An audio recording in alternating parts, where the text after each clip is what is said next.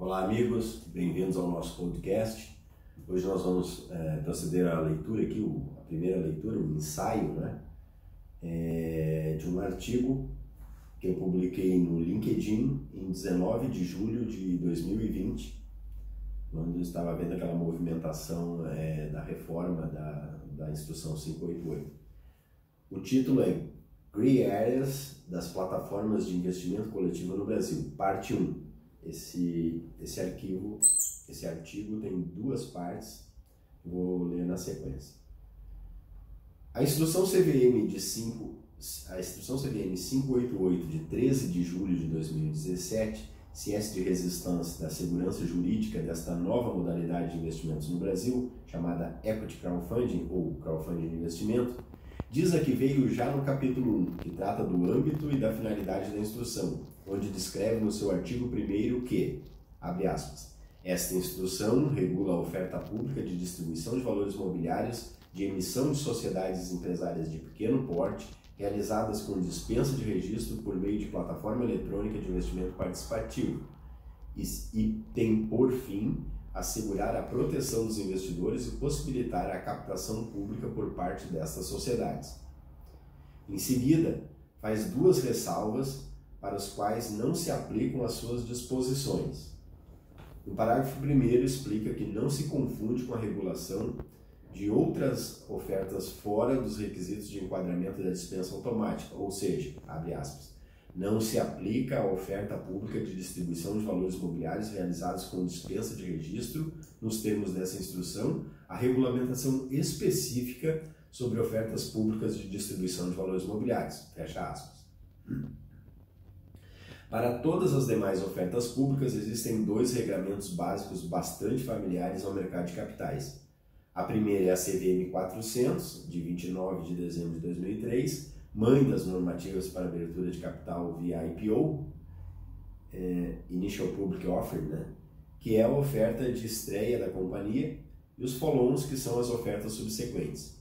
A outra instrução é a CVM 476, uma diretriz criada em 19 de janeiro de 2009, num valoroso esforço de desburocratização para simplificar o acesso ao mercado de capitais. Suas obrigações foram reduzidas com vistas a agilizar o processo e reduzir custos de estruturação.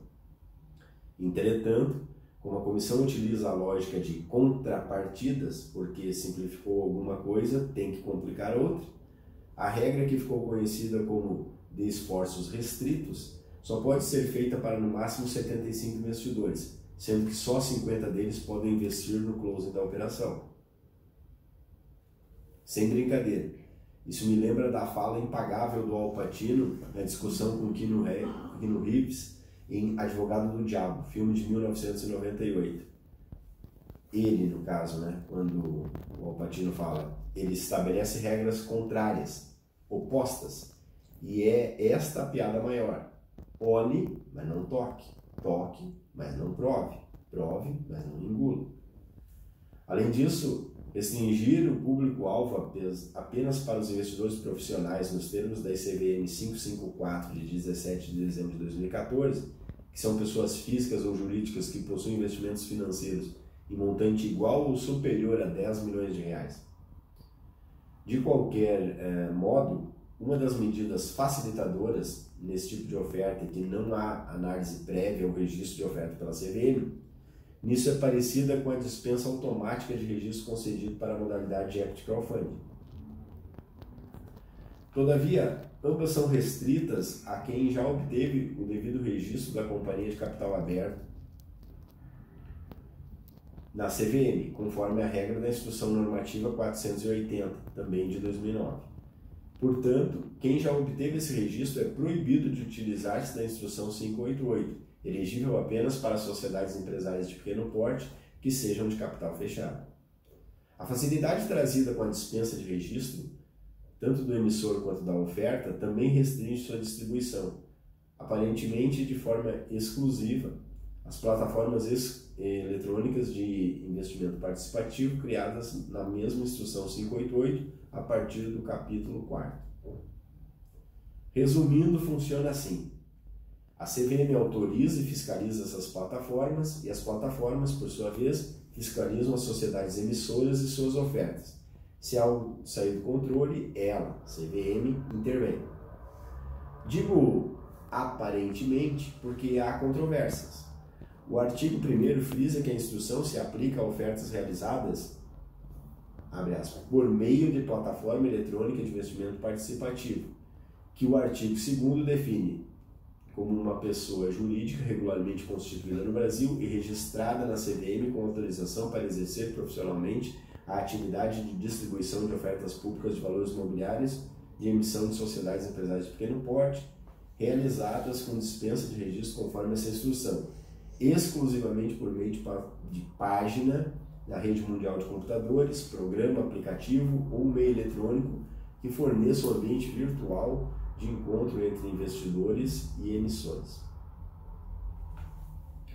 Esta é no que tange aos operadores de plataforma uma legal gray area ou regulatory gray area, já que, apesar de serem devidamente autorizadas e fiscalizadas pela CVM e poderem realizar a distribuição de valores imobiliários nos termos da instrução normativa, não fazem parte, pelo menos oficialmente, do Sistema Brasileiro de Distribuição e Intermediação de Valores Imobiliários, como aquelas sujeitas à Lei 6.385 de 1997, lei que no seu artigo 5º cria a própria Comissão de Valores Imobiliários como entidade autárquica em regime especial vinculada ao Ministério da Fazenda. O artigo 15º define os participantes de mercado em 7 incisos, de 1º a 7, e infelizmente ainda não inclui formalmente as plataformas de equity crowdfunding no sistema. O artigo seguinte, artigo 16, entretanto, determina as atividades cujo exercício dependem de prévia autorização da Comissão de Valores Imobiliários, das quais o 1º inciso lista a distribuição de emissão no mercado, referindo-se ao artigo 15, inciso 1º, que nomina como participantes do mercado de distribuição as instituições financeiras e demais sociedades que tenham por objeto distribuir a emissão de valores imobiliários, seja como agentes da companhia emissora ou por conta própria, subscrevendo ou comprando a emissão para colocar no mercado, também conhecido como underwrite stay, ou garantia firme de colocação. Essa definição parece enquadrar as plataformas eletrônicas de investimento colaborativos, autorizadas por ato declaratório da CVM e publicadas no Diário Oficial da União, não é mesmo? Parece mesmo, né? No nosso entender, sim. Continuando. A minuta trazida pelo edital da reforma da CVM 588, no item 2, que trata da expansão das possibilidades de divulgação da oferta, reforça esse entendimento que as plataformas pertencem ao sistema de distribuição. Na página 4 de 32, o regulador diz, abre aspas, a medida tem o objetivo de evitar que o esforço de venda e a interface entre os investidores sejam feitos por meio de participantes não regulados. Especialmente, a CVM deseja evitar que agentes estruturadores que, frise-se, podem ser contratados para captar empresas, atuem na promoção da oferta por meio de página própria na internet, trabalhando na intermediação de ofertas públicas, uma vez que tal atividade é privativa das plataformas autorizadas a agir nos limites e para os fins específicos estabelecidos na regulação da CVM, como integrantes do sistema de distribuição de valores imobiliários, nos termos do artigo 5º da Lei 6.385 de 1976, pela Comissão. Ulalá! Então, as plataformas são integrantes do Sistema Brasileiro de Distribuição e Intermediação de Valores Imobiliários, mesmo sem estarem nominadas no artigo 5º da Lei 6.385. É isso? Calma, infelizmente não é bem assim, depende. Ao meu ver, o maior erro está em, além de não incluir expressamente as plataformas de equity crowdfunding no sistema de distribuição, sanando outras áreas nebulosas que esta omissão acarreta, como, por exemplo, não ser considerado investidora profissional para efeito de participação nas ofertas listadas em sua própria plataforma, é o apequenamento velado de suas potencialidades latentes. Tanto a regra CVM 588 atual quanto a futura, que será editada após reforma, parecem excluir as demais integrantes do sistema, como Bolsa de Valores, mercado de balcão organizado, corretoras de valores, DTVMs e agentes autônomos, de poderem atuar colaborativamente nessas ofertas de equity crowdfunding. Agarram-se no argumento pífio de que a oferta seja distribuída em apenas um único website, de modo a não permitir a existência de ambiente concorrente de informações sobre a oferta, facilitando a fiscalização. Abordaremos mais profundamente essa questão na complementação desse artigo na parte 2.